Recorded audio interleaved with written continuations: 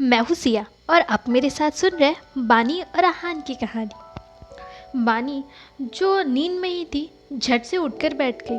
क्या कहा तुमने? रिया तुम्हें बदनाम कर रही है। उसने कहा कि तुम्हारा किसी काउबॉय के साथ अफेयर है। बानी, मुझे पता है ये सच नहीं है, ऐसा तुम कर ही नहीं सकती, पर बाकी लोग तुम पर बिलीव नहीं कर रहे हैं और सभी लोग तुम्हारे बारे में ही बात कर रहे हैं। बानी कुछ नहीं बोल पाई। ये सच था कि वो आहान के साथ है, और सच में ये तो वो लोग टाल नहीं सकते कि आहान पहले प्रोस्टिट्यूट होता था। पर ये सब रिया को कैसे पता चला? बानी, तुम सुन रही हो? क्या तुम ठीक हो? रीना ने उसे चिंतित होकर पूछा। मैं ठीक हूँ। तुम क्या करने वाली हो? रिया बहुत चालाक है, तुम्हें अभी कुछ सोचना होगा। मैं समझ गई, थैंक यू रीना। बानी अब पूरी तरीके से नींद से जाग चुकी थी। उसे अपना रेजिग्नेशन लेटर जल्दी से सबमिट करना होगा, और वो ऐसे घटिया लोगों से अब मिलना नहीं चाहती थी। फिर भी रिया ऐसा कोई काम नहीं करेगी जो उसे प्रॉब्लम में डालेगा, अगर उसके कोई दूसरे इरादे नहीं हो तो। रिया बहुत चालाक थी और उसका इरादा तो सिर्फ रूमर्स फैलाना तो नहीं होगा। उसके पास ज़रूर इसके पीछे और ज़्यादा घटिया इरादे होंगे, पर वो क्या होंगे वो बानी को बिल्कुल समझ नहीं आ रहा था। इस वक्त किसी ने डोरबेल बजाई। ये सेम शायद डिलीवरी मैन होगा। यह आदमी उसे रोज़ कुछ दिनों से लगातार खाना भेज रहा था। आहान बहुत स्वीट है और उसके स्वीटनेस से बानी का दिल पसीज जाता था। उसने आहान को मैसेज किया, थैंक यू, खाना बहुत डिलीशियस था। वॉल्फ ग्रुप के कॉमेडियस ऑफिस में एक डोमिनिक आदमी बैठा है। आहान, जो अपने फ़ोन में देखकर धीरे धीरे मुस्कुराने लगा। देव, जो बिल्कुल उसके अपोजिट साइड में बैठा हुआ था, आहान को तिरछी नज़र से देखने लगा। देव के मुताबिक आहान का ऐसे हंसना बहुत अजीब था, और आज उसने ऐसे गरीबों वाले कपड़े क्यों पहने हैं? आसानी होकर उसने पूछ ही लिया, तुम्हारा ऐसे कपड़े पहनना दर्शाता है कि तुम्हारी ज़िंदगी बहुत मुश्किल है और अब तुम कपड़े अफोर्ड नहीं कर सकते। जो मुझे अच्छा लगेगा मैं वैसा ही करूँगा, it's none of your business. Aahan ने स्माइल के साथ मैसेज भेजा, पर देव बोल पड़ा, तुम मेरे दोस्त हो और तुम्हारे ऐसे बेगर आदमी जैसे कपड़े पहनने की वजह से मुझे शर्मिंदा हो रहा है। तुम इन्हें उतारो और नए कपड़े पहन लो। नहीं, और मैं तुम्हें बता रहा हूँ कि ऐसे कपड़े मैं बहुत लंबे समय तक पहनने वाला हूँ। आहान ने उसे रिप्लाई किया। क्यों? देव के लिए आहान के दिमाग में ज़रूर कोई चाल रची जा रही है। ओह, तो क्या तुम मास्टर मित्तल को अपने भाइयों के अत्याचार के बारे में बताना चाहते हो? मैंने ऐसा नहीं कहा। बानी ने मुझे ये कपड़े खरीद कर दिए हैं। आहान ने सच बताया था। मैंने नहीं सोचा था कि मिस शर्मा इतनी गरीब होंगी कि जो तुम्हें ऐसे कपड़े खरीद कर देंगी। वो नहीं है, वो बहुत दरिया दिल है। ये सोच के कि कैसे बानी ने उसके लिए 1 करोड़ की ज्वेलरी बेच दी, आहान के चेहरे पर एक बहुत बड़ी स्माइल आ गई। क्या तुम मुझे पागल बना रहे हो? मुझे तो तुम्हारे लिए उसका पैर बिल्कुल नहीं दिख रहा है। मैं तो बस उसकी कंजूसगिरी देख रहा हूँ। इनफ, आहान ने सख्ती से कहा। बानी के पास अभी ज़्यादा पैसे नहीं हैं। उसके बैंक कार्ड माधव ने फ्रीज कर रखे हैं। उसने अपनी सैलरी से मेरे लिए ये खरीदे हैं। वो कुत्ता इतना कैसे जहरीला हो सकता है? वो अपनी बेटी के साथ ऐसा कैसे कर सकता है? देव ने अपना सिर हिला लिया।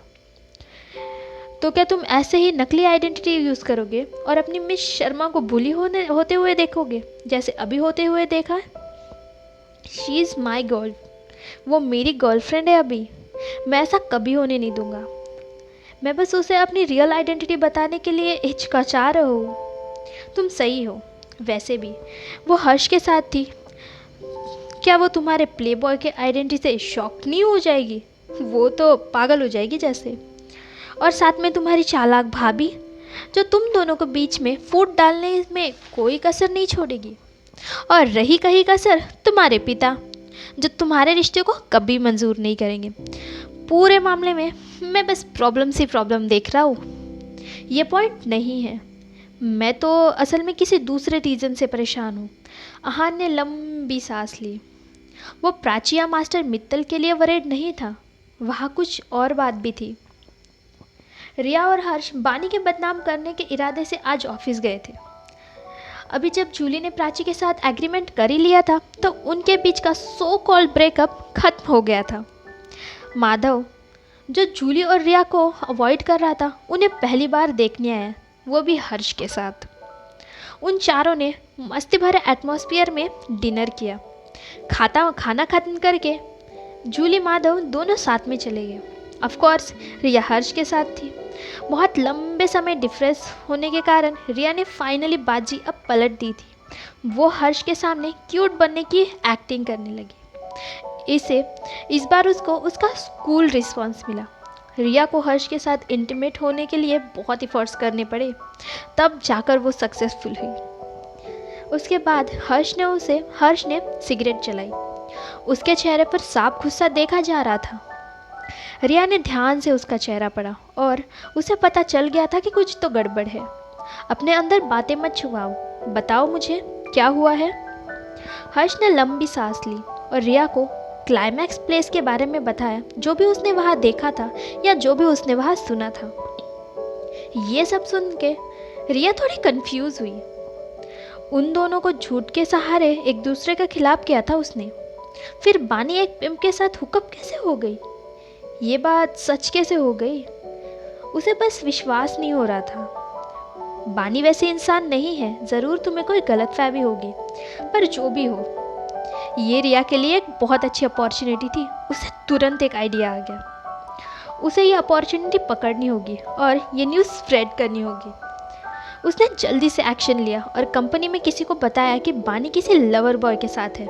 रूमर्स फैलाने के लिए वो बानी को बदनाम करना चाहती थी।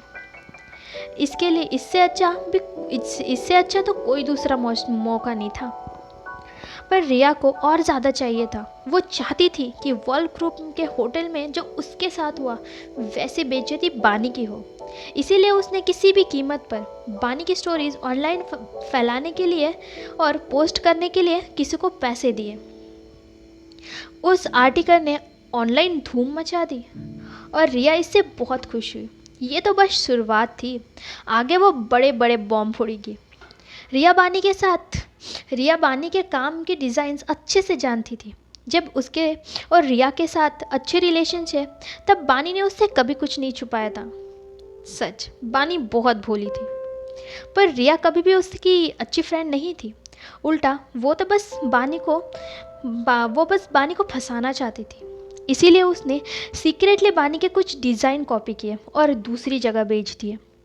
अब जब हर्ष बानी को फायर करने ही वाला था, उसे हर्ष को मनाना पड़ेगा कि वो बानी को घाव पर और बदनामी ऐड कर दे। ये डिज़ाइन उसके पास चांस है बानी के प्लैंगरिज्म चोरी में फंसाने का।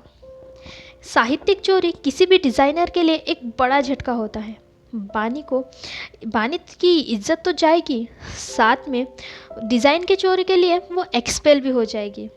पर इससे ज़्यादा बड़ी चोट मतलब कंपनसेशन, क्योंकि जो विला उसने डिज़ाइन किए अब वो बन के रेडी थे। उसे बहुत बड़ा कंपनसेशन उन विला के ओनर्स को भरना पड़ेगा। जल्दी ही बानी के डिज़ाइन चोरी और एक प्ले बॉय रखने की न्यूज़, और वो बहुत बुरी न्यूज़ एक्सपोज हो जाएगी। वाओ, परफेक्ट रास्ता है उसे बुली करने का। गाइज, अगर आपको मेरी कहानी पसंद आ रही है तो लाइक ज़रूर कीजिए, और बहुत ज़्यादा पसंद आ रही है तो सब्सक्राइब भी कर दीजिए।